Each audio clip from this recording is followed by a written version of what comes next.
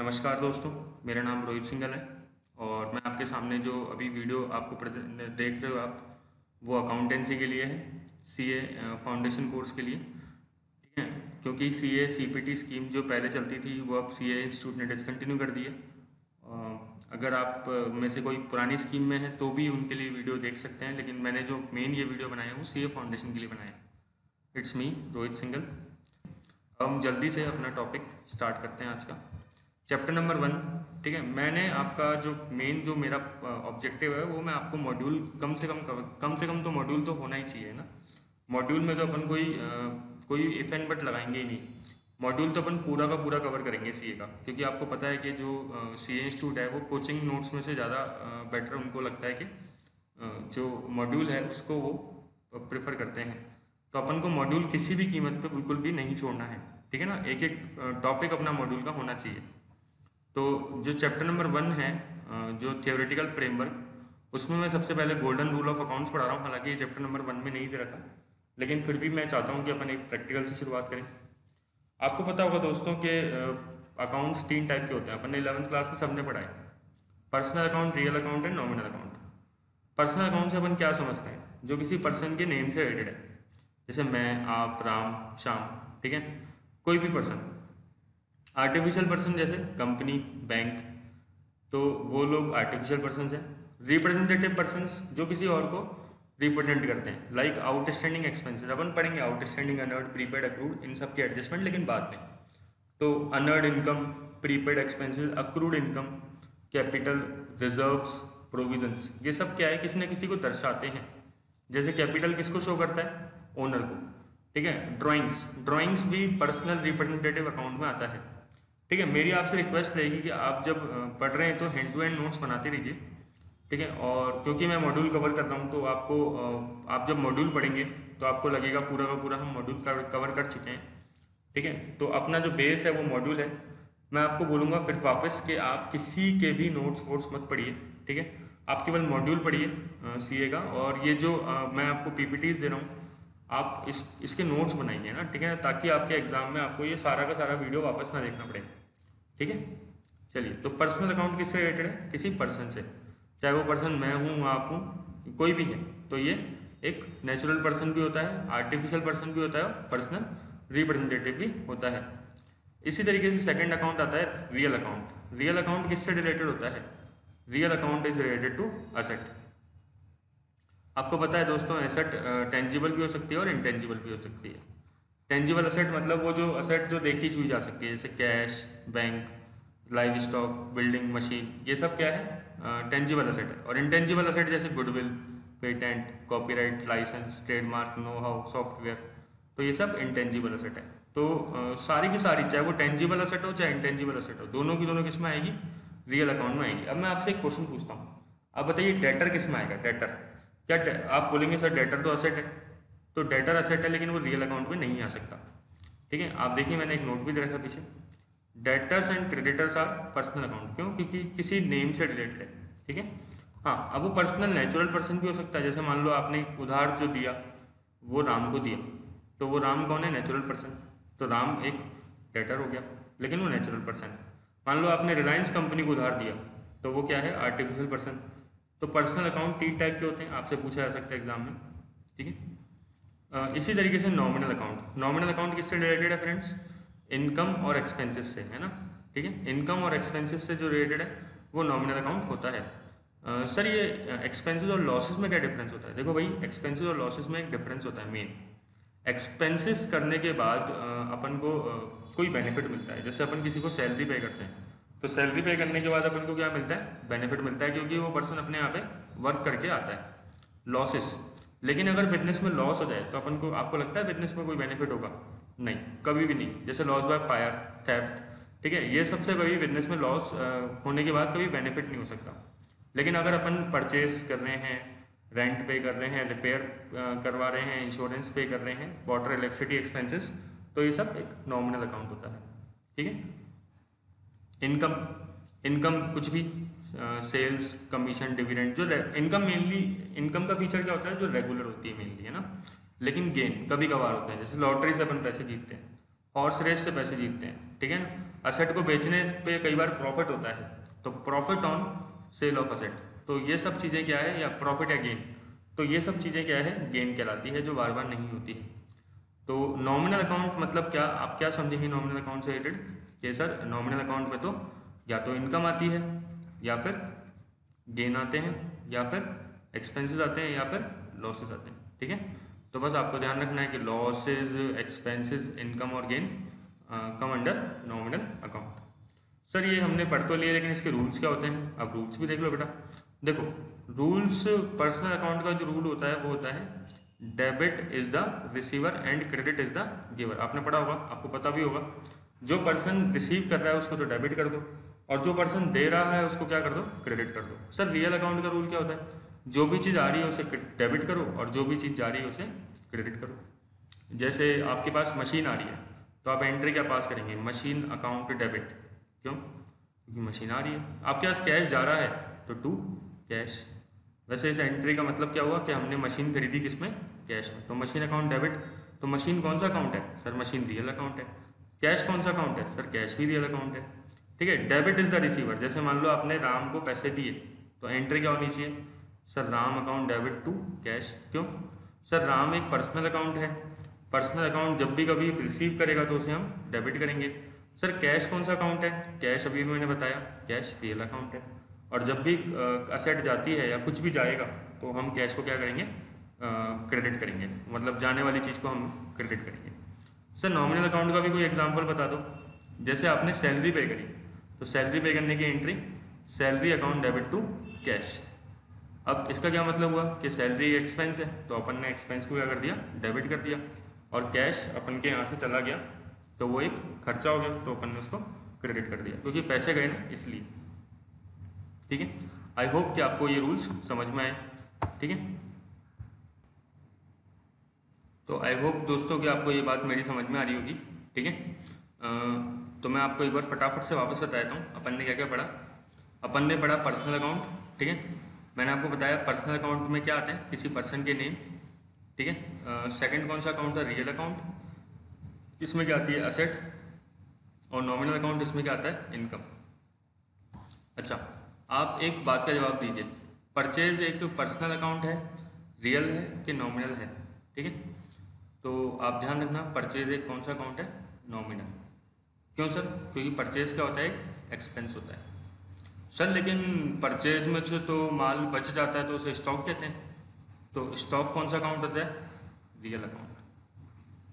ये थोड़ा सा आप कन्फ्यूज़न हो सकता है आपके माइंड में, लेकिन फिर भी आप ध्यान रखना कि स्टॉक जो होता है वो कौन सा अकाउंट होता है, रियल अकाउंट। स्टॉक वैसे किस में से बचता है, जो स्टॉक होता है क्लोजिंग स्टॉक, वो किस में से बचता है, सर वो तो गुड्स जो अपन परचेज करते हैं उसमें से बचता है। सर लेकिन क्लोजिंग स्टॉक ओपनिंग स्टॉक में से भी तो बच सकता है, बच सकता है, लेकिन ओपनिंग स्टॉक भी कभी ना कभी परचेज किया होगा ना, तो वो हमेशा क्या होता है, परचेज। तो आपसे कोई पूछे स्टॉक किस में से बचता है, तो आप हमेशा क्या बोलेंगे, सर परचेज में से बचता है। तो परचेज कौन सा अकाउंट होता है, परचेज एक नॉमिनल अकाउंट होता है, लेकिन जो स्टॉक उसमें से बच जाता है वो कौन सा अकाउंट होता है, वो होता है रियल अकाउंट। ठीक है, तो आपको ये सब ध्यान रखनी है पॉइंट्स। देखो अपन कुछ क्वेश्चन आंसर्स की बात कर लेते हैं। देखो जो मैं आपको पढ़ा रहा हूँ आज, जनरल एंट्रीज, वो ऐसा नहीं है केवल आपके सीए फाउंडेशन में काम आएगी। आप सीए इंटर करेंगे, आईपीसीसी करेंगे या पीसीसी जो भी है, आपको उधर काम में आएगी।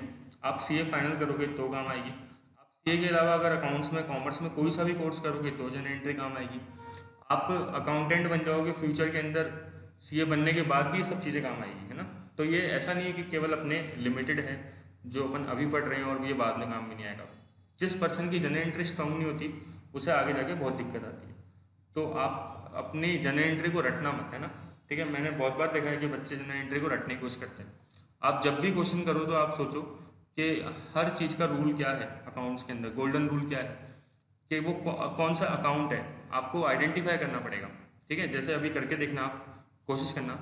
जैसे 4 एंट्री दी है, ये 4 एंट्रियाँ बहुत सिंपल है, मैं जानता हूँ, लेकिन आप ये सोचो कि ना कैश कौन सा अकाउंट है, असेट कौन सा अकाउंट है, कैपिटल कौन सा अकाउंट है, इनके रूल क्या होते हैं। आप केवल रटी रटाई एंट्री मत बोलो। जैसे गुड्स सोल्ड इन कैश, तो बच्चे फटाफट से बोल देते हैं cash account debit to sale, लेकिन कई बार उनको ये भी नहीं पता होता कि सेल कौन सा अकाउंट होता है। तो कौन सा अकाउंट होता है sale, sale is a nominal account, लेकिन आपको पता लग गया। ठीक है, चलो पहली एंट्री देखते हैं अपन। Ram introduced the capital in cash and assets, तो हम इसकी क्या एंट्री पास करें? सर इसकी एंट्री तो बिल्कुल सिंपल है, क्या राम ने क्या इंट्रोड्यूस किया है?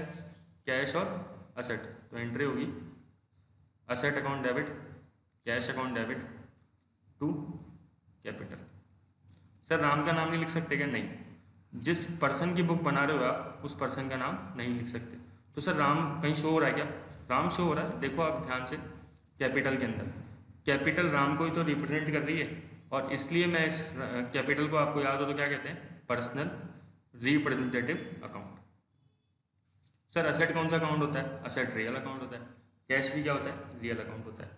तो जरूरी नहीं है कैश अकाउंट डेबिट टू केवल कैपिटल हो, अगर असेट आ रही है तो भी आपको, असेट आ रही है तो फिर क्या एंट्री करनी पड़ेगी? असेट अकाउंट डेबिट भी करना पड़ेगा टू कैपिटल। सर लाइबिलिटी भी लेके आ रहे हैं तो टू लाइबिलिटी और कर दो, सिंपल। ठीक है, हो सकता है कि आप लाइबिलिटी भी बिजनेस स्टार्ट करते समय लेके आ रहे हो, आपको पता होगा ये पहली एंट्री जो होती है वो बिजनेस स्टार्ट करते टाइम होती है। Second entry, goods sold in cash and on credit, goods cash में भी बेचे और क्रेडिट में भी बेचे। चलो सर बताओ जरा, कैश में बेचे तो क्या एंट्री करेंगे? Cash account debit to sales. Sir cash is a real account, sir sales is a nominal account. जब भी कोई एसेट आएगी तो उसे अपन डेबिट करेंगे। सेल्स इनकम है, इनकम इसलिए अपन क्या करेंगे? क्रेडिट करेंगे। ये आपको सोचना है बार बार, है ना? ठीक है, अगर ये नहीं सोच पाओगे तो आप क्या है, कभी जनरल एंट्री समझ नहीं पाओगे। ठीक है, रटना नहीं है जनरल एंट्री को बिल्कुल भी, please. Goods sold in cash and on credit, तो एंट्री क्या करेंगे? अगली entry simple, debtor account debit to sale. ठीक है, डेटर अकाउंट डेबिट मतलब आपको पता है कि जिसको अपन उधार माल बेचते हैं उसको अपन डेटर कहते हैं। तो सर डेटर डेबिट क्यों किया? आप याद करो, डेटर एक पर्सनल अकाउंट होता है, तो पर्सनल अकाउंट का रूल क्या है? डेबिट इज द रिसीवर, तो जो रिसीव कर रहा है उसे डेबिट कर दिया मैंने, सिंपल। और सेल्स क्रेडिट है क्योंकि इनकम है। ठीक है, तो अपन को ये सारे पॉइंट इसमें याद रखने हैं। सर अगली एंट्री करें, goods purchase in cash and on credit, goods cash में भी खरीदे और क्रेडिट में भी खरीदे। तो जनरल एंट्री सोचो क्या होगी आपके हिसाब से? सर गुड्स परचेज करने की एंट्री होती थी purchase account debit to cash. ठीक है, परचेज सर कौन सा अकाउंट है? Nominal account. कैश कौन सा अकाउंट है? रियल। सर परचेज डेबिट क्यों किया? क्योंकि एक्सपेंस क्या होते हैं? हमेशा डेबिट होते हैं। सर कैश को क्रेडिट किया क्योंकि जब असेट जाती है तो वो क्या होती है? सीआर होती है। सर उधार माल खरीदा तो purchase account debit to creditors, क्योंकि अपन ने उधार लिया है। और क्रेडिटर कौन सा अकाउंट होता है? सर क्रेडिटर तो पर्सनल अकाउंट होता है। ठीक है, इसलिए अपन ने उसको क्रेडिट किया। चलिए सर और कोई एंट्री बची है क्या? फर्नीचर परचेज, फर्नीचर परचेज करते समय आप बताओ क्या एंट्री पास करोगे? सर परचेज डेबिट कर देंगे? ना ना ना, गलती मत कर देना। Furniture account debit to cash. Sir purchase कब डेबिट करते हैं? परचेज बेटा तब डेबिट करेंगे जब आप माल खरीदोगे और वो बेचने के लिए खरीदोगे, स्टॉक। क्योंकि आप फर्नीचर जब खरीदते हो तो वो बिजनेस के यूज़ के लिए खरीदते हो। फर्नीचर आपकी फिक्स असेट होती है, ना कि करंट असेट, है ना, ना कि वो स्टॉक होता है। इसलिए फिर फर्नीचर अपन जो खरीदते हैं उसको अपन क्या है, परचेज नाम से डेबिट नहीं कर सकते। ठीक है, आई होप कि आपको समझ में आ रहा होगा। ठीक है, अब देखो यहाँ से आपके बुक में टॉपिक दे रखे हैं, जैसे एक टॉपिक है प्रोसेस। तो बेटा अपन जो टॉपिक चालू कर रहे हैं वो क्या है? प्रोसीजर ऑफ अकाउंटिंग, है ना। ये आपके बुक में भी मेंशन है, अगर आप अपना मॉड्यूल खोलोगे तो आपको उसमें दिख जाएगा। क्या होता है सर ये प्रोसेस ऑफ अकाउंटिंग? देखो आपको पता होगा, सबसे पहले अपन क्या बनाते हैं? General entry. फिर सर जनरल एंट्री के बाद लेजर। सर फिर लेजर के बाद अपन बनाते हैं, बताओ, ट्रायल बैलेंस। ट्रायल बैलेंस के बाद sir final accounts. Final accounts में क्या क्या आता है? 3 चीज़ें, ट्रेडिंग, P&L और बैलेंस शीट। ठीक है, तो ये पूरा अकाउंट्स क्या है, ये पूरा प्रोसेस जो है उसे कहते हैं अपन प्रोसीजर ऑफ अकाउंटिंग। तो सबसे पहले अपन अकाउंट्स को क्या करते हैं? रिकॉर्ड करते हैं। ठीक है, ट्रांजेक्शन्स को। तो जो रिकॉर्ड करते हैं वो किधर रिकॉर्ड करते हैं भाई? जनरल एंट्री के अंदर। ठीक है, जनरल एंट्री के थ्रू अपन रिकॉर्ड करते हैं। सर क्लासीफाई मतलब क्या हो गया? जैसे अपन जब भी अपन लेजर बना रहे हैं तो अपन क्लासिफिकेशन करते हैं। तो आप कभी भी मतलब जब अपने नोट्स बनाओ तो क्लासिफिकेशन के नीचे जरूर लिखना लेजर। सर समरी बनाना मतलब क्या होता है? समराइजिंग करना। समराइजिंग करना मतलब ट्रायल बैलेंस बनाना। ठीक है, ये समझेंगे अपन बाद में ये सब कैसे बनाते हैं। एनालाइजिंग करना, एनालाइजिंग मतलब जैसे अपन फाइनेंशियल इन्फॉर्मेशन बना रहे हैं अपनी, जो अपन फाइनल अकाउंट्स बना रहे हैं, वो एनालाइजिंग, इंटरप्रेटिंग और बाकी कम्युनिकेटिंग पे आ जाता है। एनालाइजिंग के अंदर अपन उस फाइनल अकाउंट्स को प्रिपेयर करते हैं, ठीक है, उसमें कुछ पॉइंट्स को सोचते हैं। इंटरप्रिटेशन जैसे रेशो निकालते हैं, आपने 12th में पढ़ा होगा, earning per share, current ratio वगैरह, वो सब अपन इसमें आ जाता है। और कम्युनिकेट मतलब जब अकाउंट्स बन के तैयार हो जाते हैं तो अपन इनको डायरेक्टर्स को दे देते हैं या शेयर होल्डर्स को दे देते हैं, ठीक है। तो इसी तरीके से सारी अकाउंटिंग साइकिल होती है। जैसे अपन ने अकाउंट्स बनाया, रिकॉर्ड किया, transaction book of original entry, original entry क्या होती है, लेजर, वो सॉरी जनरल है ना। तो पहले अपन ने जनरल के अंदर रिकॉर्ड किए ट्रांजेक्शन, फिर लेजर में डाले, फिर ट्रायल बैलेंस बनाया, फिर फाइनल अकाउंट्स बनाए, ठीक है। फाइनल अकाउंट्स बनाने के बाद फिर अपन इसको कम्युनिकेट करेंगे। कम्युनिकेट इंटरनल यूजर्स को भी करेंगे और एक्सटर्नल यूजर्स को भी करेंगे। आगे आ जाएंगे, जैसे इंटरनल यूजर्स कौन होगा, एक्सटर्नल यूजर्स कौन होगा, ठीक है। तो ये थोड़ा सा आप आइडिया रख लेना एक बार। फिर सर फिर क्या आएगा बेटा, फिर आएगा ऑब्जेक्टिव्स ऑफ अकाउंटिंग, मतलब कि अकाउंट्स क्यों बनाते हैं। आपको पता होगा अकाउंट्स नहीं बनाएंगे तो how we can record our transactions, है ना। For recording accounts is must, ठीक है। तो ट्रांजेक्शन रिकॉर्ड करने के लिए अपन अकाउंट्स बनाते हैं। दूसरी बात, ascertainment of result of above mention transaction, financial result निकालने के लिए। जैसे रिजल्ट आपको पता है, जो बैलेंस शीट होती है वो अपन बैलेंस शीट क्यों बनाते हैं, वो क्या शो करती है बैलेंस शीट। बैलेंस शीट जो होती है वो फाइनेंशियल पोजीशन शो करती है। सर पी&एल भी बताओ, पी&एल परफॉर्मेंस शो करता है, ठीक है। तो अगर आपसे पूछे बैलेंस शीट क्या शो करती है तो आप क्या बोलेंगे, फाइनेंशियल पोजीशन, स्थिति बताती है। और पी&एल क्या शो करता है, परफॉर्मेंस, ठीक है।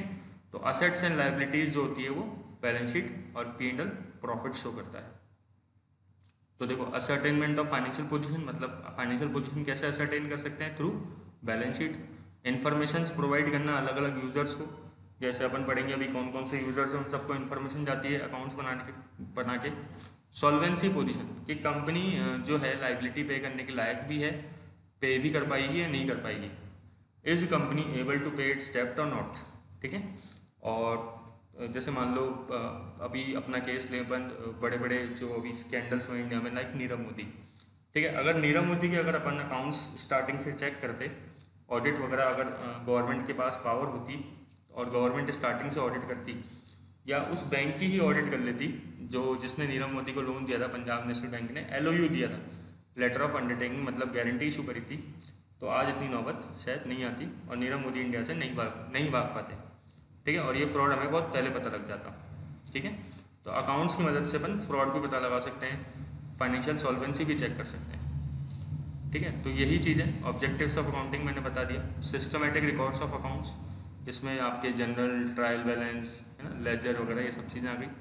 असर्टेनमेंट ऑफ रिजल्ट, असर्टेनमेंट कैसे, trading P&L balance, trading P&L बना के। रिजल्ट मतलब परफॉर्मेंस शो करना, ठीक है। पोजीशन कैसे शो करते हैं सर, बैलेंस शीट बना के। फिर लास्ट में कम्युनिकेट कर देंगे। इसमें एनुअल रिपोर्ट, आपको पता होगा हर कंपनी जो होती है वो एनुअल रिपोर्ट बनाती है अपनी, ठीक है। जैसे जैसे आप बड़े होंगे तब आपको धीरे धीरे बातें समझ में आने लग जाएगी, ठीक है, कि एनुअल रिपोर्ट क्या होती है। बाकी अगर आपके पापा वगैरह शेयर मार्केट में इन्वेस्ट करते हैं या फैमिली में कोई भी करता है तो आप देखना कि हर किसी के पास एनुअल रिपोर्ट आती है। वरना आप नहीं भी इन्वेस्ट करते तो कोई दिक्कत नहीं है, आप किसी भी कंपनी की एनुअल रिपोर्ट उसकी इंटरनेट जो वेबसाइट होती है उस पर देख सकते हो, ठीक है। क्या होते हैं फंक्शंस ऑफ अकाउंटिंग, मेजर करना, फॉरकास्ट करना, डिसीजन मेकिंग, कंपैरिजन, कंट्रोल और government regulation and taxation. Measurement मतलब क्या, जैसे मान लो आज अपन मशीन की वैल्यू निकालना चाहते हैं, ठीक है, मशीन की वैल्यू निकालना चाहते हैं, बैड डेप्ट का अमाउंट निकालना चाहते हैं, तो अपन कर क्या रहे हैं, मेजरमेंट कर रहे हैं। अपन प्रोविजन फॉर बैड डेप्ट बना रहे हैं, ठीक है, तो वो भी एक तरीके से मेजरमेंट ही हुआ, ठीक है, क्योंकि उसमें अपन को एस्टिमेट लगाना पड़ता है। एक अपन डेप्रिसिएशन का अमाउंट निकालते हैं, ठीक है। फॉरकास्टिंग करना, अब अकाउंट्स के बेसिस पे अपन फॉरकास्टिंग भी कर सकते हैं, ठीक है, जैसे अपन रेशोज़ के थ्रू करते हैं, रेशोज़ निकाल के अपन फॉरकास्टिंग करते हैं। डिसीजन मेकिंग, जब अपन रेशोज़ निकाल लेंगे किसी कंपनी के, लाइक अर्निंग पर शेयर, तो उससे अपन को काफ़ी क्रिटिकल इन्फॉर्मेशन पता लग जाती है और अपन उसके बेसिस पे जो इन्वेस्टर्स होते हैं वो डिसीजन लेते हैं, ठीक है। कंपैरिजन एंड इवैल्यूएशन, आपको पता होगा जैसे कोई कंपनी अगर अकाउंट्स बना रही है तो अपन दूसरी कंपनी से उसको कंपेयर कर सकते हैं अगर वो सेम इंडस्ट्री की है तो। जैसे रिलायंस है, तो रिलायंस को किसी दूसरी रिलायंस जैसी इंडस्ट्री के साथ कंपेयर करके चेक करा जा सकता है कि किसका प्रॉफिट अच्छा है, कौन ज़्यादा परफॉर्म अच्छा कर रही है। कंट्रोल, अगर किसी कंपनी के अकाउंट्स टाइम पे बनते हैं, ठीक है, तो उस पर कंट्रोल भी रखना आसान है। जैसे मैंने अभी नीरव मोदी का एग्जांपल दिया आपको कि अगर नीरव मोदी के अकाउंट जो हैं वो टाइम टू टाइम बनते और चेक होते रहते तो शायद ये सारी नौबत नहीं आती है ना। ज़रूरी नहीं है, लेकिन क्योंकि कई बार क्या होता है, जो ऑडिटर्स होते हैं वो विंडो ड्रेसिंग करते हैं। पढ़ाऊँगा अभी विंडो ड्रेसिंग क्या होती है। Government regulations and taxation important point है, पूछ सकते हैं आपसे कि आपको पता है कि जो गवर्नमेंट टैक्स लेती है वो किसके बेसिस पे लेती है, आपके प्रॉफिट के बेसिस पे, इनकम टैक्स। तो प्रॉफिट कैसे पता लगेगा, आपके अकाउंट्स के बेसिस पे, ठीक है। तो इसलिए भी अकाउंट्स काम में आते हैं। गवर्नमेंट और भी तरीके से रेगुलेट कर सकती है आपके अकाउंट्स को देखते हुए। नेक्स्ट अपन आ गए फंक्शंस ऑफ अकाउंटिंग, हो गया अपना book keeping and accounting. Sir क्या होता है बुक कीपिंग? देखो आप एक सिंपल सी बात याद रखो, जहाँ पे बुक कीपिंग एंड होती है वहाँ पे अकाउंटिंग चालू होती है। तो जहाँ पे अपन बुक कीपिंग को ख़त्म करेंगे वहाँ से अकाउंटिंग चालू होगी। सर बुक कीपिंग कहाँ एंड होती है? जैसे अपन जनरल एंट्री कर रहे हैं, लेजर बना रहे हैं, ट्रायल बैलेंस बना रहे हैं, तो ये सारा पार्ट किस में आ जाता है? बुक कीपिंग में आता है। तो सर अकाउंटिंग में क्या आता है? अकाउंटिंग में अपन जैसे अपन मतलब जैसे मान लो देखो, अकाउंटिंग वैसे जो समरी होती है मतलब लेजर बनाने से चालू हो जाती है। लेजर से भी नहीं, ट्रायल बैलेंस है ना। तो आप कह सकते हो कि ट्रायल बैलेंस बनाने से अपन अकाउंट्स चालू कर लेते हैं। ट्रायल बैलेंस और ट्रेडिंग पेंडल बैलेंस शीट सब अकाउंटिंग का पार्ट है। और ट्रायल बैलेंस से पहले जैसे जनरल एंट्री हो गया, लेजर हो गया, तो ये अपना बुक कीपिंग का पार्ट है, ठीक है। बुक कीपिंग जो पर्सन करता है वो मेनली अकाउंटेंट होता है। लेकिन आप क्या बनने वाले हो? आप अकाउंटेंट बनने वाले हो क्या? ना, आप चार्टर्ड अकाउंटेंट बनने वाले हो। बहुत डिफरेंस होता है सीए और जो अकाउंटेंट होता है नॉर्मली। सबसे बड़ी बात तो डिग्री का, ठीक है, और दूसरी बात उसके अंदर जो स्किल्स होती है वो बहुत डिफरेंस होता है, ठीक है। अपन कभी भी डिसीजंस नहीं ले सकते बुक कीपिंग के हिसाब से, ठीक है। अपन क्या डिसीजन लेंगे? कोई जनरल एंट्री करेगा या फिर लेजर बनाएगा। अपन डिसीजन किसके बेसिस पे ले सकते हैं? अगर कंपनी ने अपने पूरे के पूरे अकाउंट्स बना लिए, trading P and L balance sheet, balance sheet के आधार पर अपन कई सारे डिसीजन ले सकते हैं, उसमें से रेशो निकाले जा सकते हैं, ठीक है। कोई सब फील्ड नहीं होता बुक कीपिंग का, ठीक है, लेकिन बहुत सारे सब फील्ड होते हैं। अकाउंटिंग आगे पढ़ेंगे क्या फील्ड होते हैं, ठीक है। ऐसे अकाउंटिंग जो है डिसीजन मेकिंग के काम आती रहती है, आप ये ध्यान रखना। जो फाइनेंशियल स्टेटमेंट्स है वो पार्ट नहीं होते बुक कीपिंग के, मैंने आपको बता दिया। Trading P and L balance sheet book keeping का पार्ट नहीं होता, लेकिन वो अकाउंटिंग का होता है। और ये बेस होता है और ये लैंग्वेज होती है, बस केवल कहने वाली बात है। एग्जाम में अगर डिफरेंस आए तो लिख देना, ठीक है। तो आप ये डायग्राम भी बना सकते हो, ये आपके मॉड्यूल में दे रखा है। सब फील्ड ऑफ अकाउंटिंग, ठीक है। सब फील्ड ऑफ अकाउंटिंग मतलब सबसे पहला फाइनेंशियल अकाउंटिंग। देखो ये सब चीज़ें आप है ना बाद में पढ़ोगे जब आप आईपीएससी में आओगे, ठीक है। फाइनेंशियल अकाउंटिंग जैसे आप 11th-12th में जो अकाउंट्स पढ़ रहे हो या अभी जो सीपीटी में अकाउंट्स पढ़ रहे हो, सबको फाइनेंशियल अकाउंटिंग कहते हैं। फाइनेंशियल अकाउंटिंग का मेन ऑब्जेक्टिव क्या होता है? वही परफॉर्मेंस निकालना। परफॉर्मेंस कैसे निकालते हैं सर? ट्रेडिंग पेंडल से। और पोजीशन कैसे पता लगाते हैं सर? पोजीशन अपन पता लगाते हैं बैलेंस शीट बना के। फिर दूसरा कौन सा हो गया फील्ड? Management accounting. इसमें ratios, cash flow, fund flow, ये सब चीज़ें मैनेजमेंट अकाउंटिंग है, जहाँ पे डिसीजन मेकिंग करनी पड़ती है। कॉस्ट अकाउंटिंग, कॉस्ट को कैलकुलेट करना, ठीक है।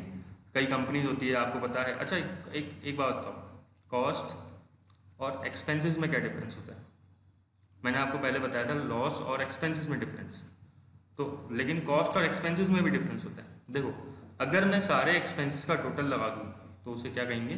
कॉस्ट, ठीक है। तो कॉस्ट अकाउंटिंग जो होती है वो सारे एक्सपेंसेस का टोटल होती है, ठीक है। तो कॉस्ट अकाउंटिंग भी अकाउंटिंग का ही एक सब फील्ड होता है। आपने सुना होगा जो कोर्स होता है CMA ICWA, वो कॉस्ट अकाउंटेंट का ही होता है, ठीक है। कई लोग करते हैं, मैंने भी किया है इस कोर्स को। तो कॉस्ट अकाउंटिंग आपके वैसे IPSC में है तो आप डिटेल में पढ़ोगे। सोशल रिस्पॉन्सिबिलिटी अकाउंटिंग, एक बात बताओ दोस्तों कि आप ये बात बताओ कि जो बिजनेसमैन होता है वो सोसाइटी से कुछ लेता है या नहीं लेता है? सर बहुत कुछ लेता है। जैसे आप ये देखो, बिजनेसमैन जो होता है वो सोसाइटी को बहुत नुकसान पहुंचाता है। एनवायरनमेंट के हिसाब से देखें तो अगर एक फैक्ट्री लगेगी तो हो सकता है पूरा जंगल काटना पड़ जाए, ठीक है। वहाँ की जो बायोडाइवर्सिटी है, वहाँ के जो एनिमल्स हैं, वहाँ के जो प्लांट्स हैं, वो सब के सब डिस्ट्रॉय हो सकते हैं। प्लस जब वो फैक्ट्री चलेगी उसके बाद जो उसका जो वेस्ट निकलेगा वो सारा कहाँ जाएगा? कई लोग उनको, कई बिजनेसमैन हमने देखा है, कई इंडस्ट्रीज देखी है उनको जो नदियों में डाल देती है उसको, ठीक है। तो एक और फिर जो हवा होगी वो पॉल्यूट हो जाएगी उस एरिया की, हो सकता है, ठीक है। नो डाउट कि डेवलपमेंट भी होगा वहाँ पे, लोगों को रोजगार मिलेगा, एम्प्लॉयमेंट मिलेगा।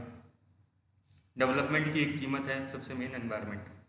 तो आपको नहीं लगता कि बिजनेसमैन जो होते हैं वो बहुत सोसाइटी से लेते हैं, ठीक है, बिल्कुल लेते हैं। इसलिए उनकी एक क्या बनती है, सोशल रिस्पॉन्सिबिलिटी। तो आपको जब आप धीरे धीरे आगे बढ़ोगे अपने कोर्स के अंदर, सीए के अंदर, तो आपको एक पता लगेगा, एक टॉपिक होता है सीएसआर, कॉर्पोरेट सोशल रिस्पॉन्सिबिलिटी। उसके हिसाब से हर कंपनी को, ठीक है ना, जो कुछ सेलेक्टेड कंपनीज हैं, लिमिट होती है इसकी नेट प्रॉफिट टर्नओवर की, तो उन कंपनीज को अपने नेट प्रॉफिट का 2%, एवरेज नेट प्रॉफिट का 3 साल के 2% जो होता है वो कॉर्पोरेट सोशल रिस्पॉन्सिबिलिटी पे खर्च करना पड़ता है। उसमें कंपनीज जो है अपना एजुकेशन देती है, ठीक है ना, और एजुकेशन के साथ साथ उसके अंदर आप देख सकते हो कि जो स्कूल्स होते हैं, कॉलेजेस होते हैं, कॉलेजेस के अंदर एजुकेशन देना, स्कूल्स के अंदर एजुकेशन देना, हॉस्पिटल्स खोलना नए नए, और ये सारे काम है ना, जैसे गांव के अंदर सिलाई कढ़ाई बुनाई वगैरह ये सब सिखाना, कंप्यूटर सिखाना लोगों को, सेल्फ एम्प्लॉयड करना, तो ये सब सोशल रिस्पॉन्सिबिलिटी का पार्ट है। पेड़ पौधे लगाना, ठीक है। अगला है ह्यूमन रिसोर्स अकाउंटिंग, है ना। ये बताओ, वर्ल्ड में सबसे बड़ा रिसोर्स कौन सा होता है? ह्यूमन, ठीक है। अपने इंडिया में तो बहुत सारा भरा हुआ है ह्यूमन, ठीक है, लेकिन ह्यूमन तभी रिसोर्स है जब वो स्किल्ड है, ठीक है। लेकिन जो अकाउंट्स होती है, आपने देखा होगा कि अकाउंट्स में कभी भी अपन एम्प्लॉयज़ की कोई भी जो, जैसे मान लो किसी कंपनी के पास 100 एम्प्लॉयज़ हैं, तो उनकी क्वालिटी रिकॉर्ड नहीं होती, लेकिन आपको पता है कि सारा नेट प्रॉफिट कौन कमा के दे रहे हैं? एम्प्लॉयज़, ठीक है। तो एक ह्यूमन रिसोर्स अकाउंटिंग का भी टॉपिक होता है, जब आप सीए फाइनल में आओगे तब आप ये चीज़ भी पढ़ोगे। ऐसे ही टैक्स अकाउंटिंग, टैक्स अकाउंटिंग आपका CIPC के अंदर पूरा टैक्स का सब्जेक्ट है एक, वैसे टैक्सेशन का, कि टैक्स कैसे निकालते हैं, हाउ टू कैलकुलेट टैक्स। एक इनकम टैक्स एक्ट बना हुआ है 1961 का, उसके अंदर ये सारी बातें बता रखी है। तो आपको ये ज़्यादा नहीं जानना, बस आप ये देखो कि फाइनेंशियल अकाउंटिंग जो अपन बचपन से पढ़ रहे हैं और अभी भी पढ़ रहे हैं 11th 12th और सीए फाउंडेशन में, मैनेजमेंट जो है वो डिसीजन मेकिंग से रिलेटेड है, इसमें रेशोज वगैरह की बात करते हैं। कॉस्ट अकाउंटिंग जो है जो कॉस्ट कैलकुलेशन है, कोई भी प्रोडक्ट बना, ठीक है, जैसे दूध बनाया, सॉरी छाछ बनाया, छाछ बनाई, हलवाई ने मिठाई बनाई, ठीक है, तो उसकी कॉस्ट निकालनी है, तो फिर वो कैसे निकालेंगे, तो वो कॉस्ट अकाउंटिंग का पार्ट होता है। ना केवल हलवाई, हलवाई तो मैंने आपको सिंपल एग्जांपल दिया, कंपनीज कार मैन्युफैक्चर करती है, उसकी कॉस्ट कैसे निकालेंगे, तो वो कॉस्ट अकाउंटिंग का पार्ट है। सोशल रिस्पॉन्सिबिलिटी, मैंने आपको CSR के बारे में बताया, कॉर्पोरेट सोशल रिस्पॉन्सिबिलिटी, हर कंपनी की कुछ ना कुछ सोशल रिस्पॉन्सिबिलिटी होती है। ह्यूमन रिसोर्स जो एम्प्लॉयज़ होते हैं उसके, और टैक्स कंपनीज जो कैलकुलेट करती है वो कैसे करेगी, ठीक है। Next topic is our users of financial information या अकाउंटिंग इंफॉर्मेशन। देखो भाई, सबसे पहला पॉइंट है इन्वेस्टर्स। इन्वेस्टर्स जो होते हैं सबसे मेन यूजर्स होते हैं। इन्वेस्टर्स बिजनेस के अंदर पैसे लगाते हैं, ठीक है, उनको सबसे ज़्यादा मतलब होता है कि कंपनी क्या कर रही है। इन्वेस्टर्स कौन होते हैं? शेयर होल्डर्स, ठीक है, और आपको पता होगा कि शेयर होल्डर्स जो होते हैं वो कंपनी के ओनर्स होते हैं। एम्प्लॉयज़ भी जो होते हैं उनको अगर बोनस चाहिए, कंपनी के अंदर चेक करना है कि भाई वो जो है कंपनी प्रॉफिट कमा भी रही है नहीं कमा रही है, हमें फ्यूचर के अंदर ये कंपनी ज्वाइन करनी चाहिए नहीं करनी चाहिए, तो वो अपने अकाउंट से पता लगा सकते हैं। लेंडर्स मतलब जो पर्सन लोन दे रहा है वो तो बिल्कुल चेक करेगा आपके अकाउंट्स, ठीक है, उसको आपकी जो स्टेबिलिटी है वो चेक करनी है, सॉल्वेंसी है वो चेक करनी है, ठीक है। तो बैंक जब भी लोन देते हैं तो उससे पहले आपके अकाउंट्स चेक करते हैं। सप्लायर्स एंड क्रेडिटर्स वही बात सेम, अगर बैंकों के अलावा शॉर्ट टर्म अगर आपको लोन मिल रहा है कहीं से, तो जो आपको उधार देते हैं लोग वो भी आपकी सॉल्वेंसी चेक करते हैं, इसलिए करंट रेशो वगैरह भी चेक होते हैं।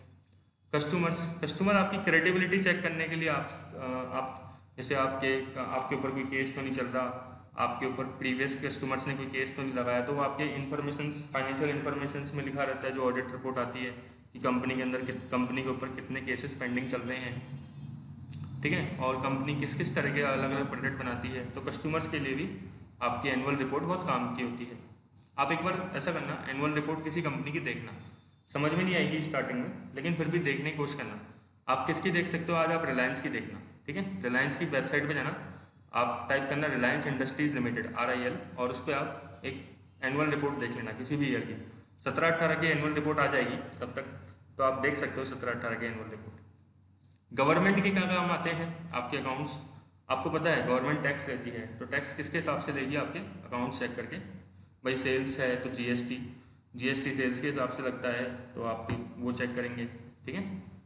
उनकी एजेंसीज कोई भी, पब्लिक एट अ लार्ज, ठीक है, कई लोग रिसर्च स्कॉलर्स होते हैं वो भी आपके इंफॉर्मेशन को चेक कर सकते हैं। मैनेजमेंट कंपनी का डिसीजन लेने के लिए जो डायरेक्टर्स वगैरह होते हैं वो भी अपने अकाउंट्स को चेक करते हैं।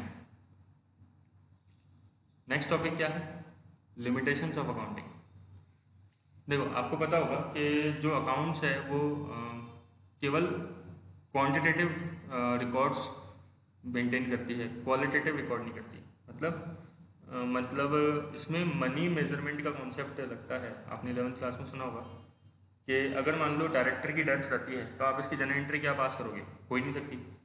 लेकिन डायरेक्टर की डेथ होना कितना इंपॉर्टेंट इन्फॉर्मेशन, एक तरीके से इंसिडेंट है कंपनी के अंदर, है ना, ठीक है। क्योंकि अगर डायरेक्टर की डेथ हो गई है तो फिर इससे पूरा बिजनेस ठप हो सकता है, लेकिन फिर भी अपन इसको अकाउंट्स में रिकॉर्ड नहीं कर सकते, ठीक है।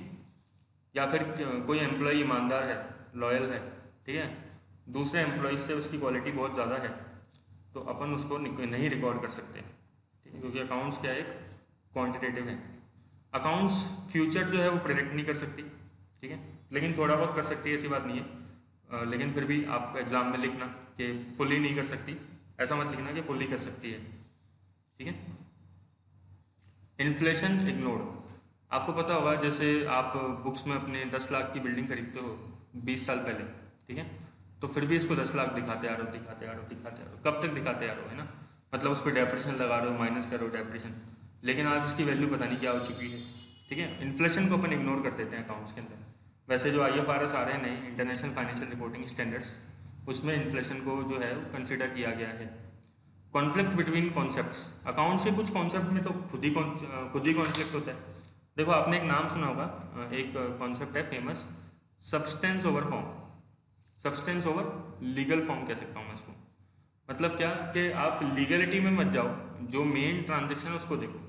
जैसे आपने कोई अकाउंट मतलब फिर भी, लेकिन है ना ये जो चीज़ें ज़्यादा काम भी नहीं आती, ये बोलते हैं कि ना लीगलिटी में मत जाओ भाई, लेकिन अगर लीगलिटी में नहीं जाएंगे अपन, अगर कोई चीज़ इलीगल टाइप से अगर अपन ने कर दिया तो फिर तो वैसे भी लीगल एक्शन हो सकता है कंपनी के अगेंस्ट में, ठीक है। तो अपन लीगलिटी को मानते हैं, लेकिन फिर भी अकाउंट्स कहती है नहीं नहीं सब्सटेंस ओवर लीगल फॉर्म, तो ये केवल किताबी बातें रह गई, ठीक है।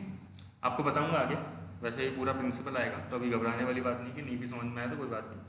आपने देखा होगा कई बार अकाउंट्स कहते हैं कि कॉस्ट पे रिकॉर्ड करो, कॉस्ट पे रिकॉर्ड करो, लेकिन कई लोग बोलते हैं नहीं कॉस्ट पे नहीं, मार्केट प्राइस पे रिकॉर्ड करनी चाहिए चीज़ें, ठीक है। तो ये भी आपस में कोई कॉन्सेप्ट हैं जो भिड़ रहे हैं, ठीक है। पर्सनल जजमेंट, अकाउंट जो होती है वो बहुत लोगों के पर्सनल जजमेंट पे बेस होती है। जैसे प्रोविजन फॉर बैड डेप्ट, provision for discount on debtors, अब प्रोविजन फॉर बैड डेप्ट कितना बनाना है किस पे डिपेंड कर रहा है, आपके पर्सनल जजमेंट पे, ठीक है। आप ये गवर्नमेंट तो कहती नहीं है कि या फिर कहीं लिखा हुआ तो है नहीं 10% बनाओ 15% बनाओ, हर किसी के लिए अलग अलग हो सकता है, ठीक है। Ignore human resource, human resource जो है जैसे मैंने आपको बताया एम्प्लॉयज़ की लॉयल्टी वगैरह वो सब इग्नोर कर दी है। एनवायरनमेंट को कितना नुकसान पहुंचाया जा रहा है वो बिल्कुल इग्नोर कर दिया है। विंडो ड्रेसिंग मैंने आपको बताया कि जो अकाउंट्स होते हैं वो कई लोग गड़बड़ कर देते हैं बनाने के टाइम पे, ठीक है, तो उसे कहते हैं अपन विंडो ड्रेसिंग। आपने सुना होगा सत्यम का केस 2008 के आसपास का है, तो रामालिंगम राजू उसके डायरेक्टर थे। इन्होंने बहुत सारा जो कैश था वो फेक दिखाया था, और वो फेक किसकी मदद से दिखाया था, ऑब्वियसली चार्टर्ड अकाउंटेंट्स की मदद से। उसके बाद CA इंस्टीट्यूट ने उनको ब्लैकलिस्ट कर दिया, और अभी 2018 के अंदर जो है फिर PwC को ब्लैकलिस्ट कर दिया गया है, आपको पता होगा, जो उनकी ऑडिटर थी। PwC जो है वो बिग फोर्स की ऑडिटर है, मतलब बिग फोर्स के अंदर आती है। टोटल बिग फोर्स के अंदर Deloitte, PwC, EY and KPMG 4 आते हैं, ठीक है। बिग फोर मतलब जो 4 वर्ल्ड की सबसे अच्छी सबसे बड़ी अकाउंटेंट फॉर्म है, उसे अपन बिग फोर कहते हैं, ठीक है। फिर रोल ऑफ अकाउंटेंट, क्या रोल है अकाउंटेंट का, क्या लगता है आपको? आप अकाउंटेंट मत सोचो, आप सोचो CA का क्या रोल है। बहुत सारे रोल है यार, ये तो केवल ऐसे ही लिखा हुआ है, इतने से है ना, इसके अलावा भी 100 गिना सकता हूँ मैं आपको, लेकिन आप केवल इतने लिख दोगे तो भी आपको एग्जाम में बहुत है। बुक्स ऑफ अकाउंट्स, CA जो है वो बुक्स ऑफ अकाउंट्स मेंटेन करते हैं, आपको पता ही है, अपना काम अकाउंट्स बनाना होता ही है, ठीक है। स्टैट्यूटरी ऑडिट, स्टैचुरी ऑडिट मतलब, स्टैचुरी मतलब जब भी आप कोई वर्ड देखें स्टैचुरी, स्टैचुरी मतलब आप क्या समझते हैं, आपको क्या लगता है, what do mean by statutory? Statutory मतलब कोई लॉ, स्टैट्यूट, है ना, स्टैट्यूट मीन्स लॉ। तो जब कोई लॉ, कानून जो होता है, अगर वो ऑडिट करने के लिए कंपल्सन देता है, ऑडिट मतलब चेकिंग ऑफ अकाउंट्स, ये आप पढ़ेंगे जब आप आईपीसी में आ जाएंगे, पूरा ऑडिट आपका एक सब्जेक्ट है, सीए का मेन काम ऑडिट करने का होता है, ठीक है। तो स्टैचुरी ऑडिट मतलब जब किसी लॉ में लिखा है ऑडिट कराना कंपलसरी है, तो उसे बोलते हैं अपन स्टैचुरी ऑडिट। इंटरनल ऑडिट अगर लॉ में नहीं लिखा लेकिन कंपनी फिर भी ऑडिट करा रही है तो उसे इंटरनल ऑडिट बोलते हैं। इनके डीप में मत जाना, बस केवल नाम थोड़ा थोड़ा पता होना चाहिए, ऑडिट वगैरह अभी आपके कोर्स में नहीं है। टैक्सेशन आपको पता है, जो सीए होता है वो टैक्स बचाने का काम करता है, आप बचपन सुनते आ रहे होंगे, ठीक है। मैनेजमेंट अकाउंटिंग जैसे प्रोजेक्ट फाइनेंसिंग, प्रोजेक्ट फाइनेंसिंग मतलब आप कभी जब ऑफिस में जाएंगे अपनी आर्टिकलशिप करने तो आपको पता लगेगा कि कई सीए जो हैं वो प्रोजेक्ट फाइनेंसिंग का काम करते हैं, मतलब बैंकों से लोन दिलवाना बिजनेस के लिए। अब मान लो आप कोई बिजनेसमैन है और वो 2 करोड़ का लोन चाहता है क्योंकि वो नया बिजनेस डालना चाहता है, तो सीए क्या करता है, उसको लोन दिलवाता है। सीए बहुत तरह की कंसल्टेंसी सर्विस प्रोवाइड करते हैं, ठीक है। जैसे कंपनी का कंट्रोल सिस्टम कैसा होना चाहिए, कंपनी के अंदर कोड ऑफ कंडक्ट क्या होना चाहिए, सीए ये तक बताते हैं। तो सीए सब कुछ करते हैं यार, ठीक है। एडवाइस देना फाइनेंशियली कोई भी मैटर पे। लिक्विडेटर और इंसॉल्वेंसी प्रोफेशनल, अच्छा पॉइंट है, लिख सकते हो ये इंसॉल्वेंसी प्रोफेशनल। क्या होता है कि जब कोई कंपनी अपने डेप्ट पे नहीं कर पाती तो आपको पता है कि वो इंसॉल्वेंट हो जाती है, फिर उसका लिक्विडेशन होता है, कंपनी बंद होना होती है। तो जब बंद हो रही होती है तो फिर जो एक पर्सन अपॉइंट होता है जिसे बोलते हैं लिक्विडेटर। लिक्विडेटर जो है वो कोर्ट अपॉइंट करता है। इसका काम क्या होता है, असेट्स को बेचना, लाइबिलिटी को पे करना। ये एक इंडिपेंडेंट पर्सन होता है, ठीक है। ये कंपनी का ऐसा नहीं किसी का फेवर लेगा, क्योंकि कंपनी बंद हो रही है तो पैसे तो कम हैं, तो हो सकता है कि आप अपने दोस्तों को पहले पेमेंट कर दो और जो बाहर वाले हैं उसको पेमेंट ना करो, तो इसलिए लिक्विडेटर को अपॉइंट करते हैं जो एक इंडिपेंडेंट पार्टी होती है, ठीक है। तो आज हमने जितना ही पढ़ा, आपको इन सब टॉपिक का रिवीजन करना है।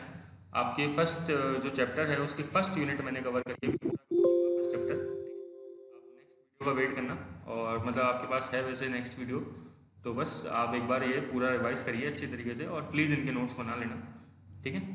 फिर अपन नेक्स्ट जो है उस क्लास में मिलते हैं।